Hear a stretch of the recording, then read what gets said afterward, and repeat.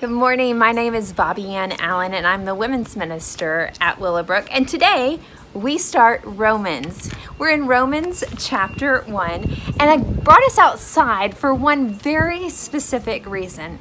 There's a doctrine in Romans chapter 1 that I thought we'd talk about today. Doctrine is kind of a churchy word. We don't necessarily say it outside of church, but I really like doctrines because when we talk about them, we take these ideas that may be floating above our head, we pull them out and we nail them down. What do we really believe? And so before we read our verse, I want you to do something with me.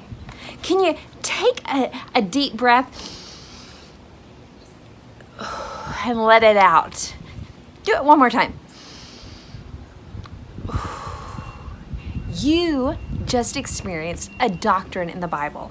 It's called natural revelation, and we find it in Romans chapter 1, verse 20. It says, "For his invisible attributes, that is, his eternal power and divine nature, have been clearly seen since the creation of the world, being understood through what he has made." I thought, how do we experience these invisible attributes of God? Every time you take a breath. It is God's invisible attribute of his sovereignty that ordained the next breath that you would take. As I sit outside here, I see the trees shake as the wind blows. And this is evidence of God's invisible attributes.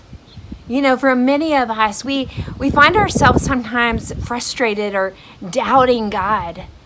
You know, one of the things that I think is really important is taking a step outside, getting into nature, because nature screams of the invisible attributes of God, recognizing his sovereignty, his authority to sustain life.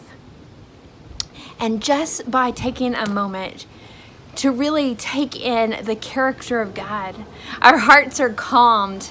There's a peace when we experience and focus our mind on who God is and where we fit within God's big plans and purposes. The God of the universe, the one who created everything, loves you and is sustaining you, even your next breath. If you have a chance, I'd encourage you to turn to your Bibles to the very beginning, to Genesis chapter 1 on through chapter 2, to read about the creation of the world. One of the things I saw as I read is this continual, he said, and it happened. That's the God we serve. Maybe you need a reminder today that God says and it happens. God is a God who is in authority, who is sovereign, and who we can trust. I hope that you have a great day.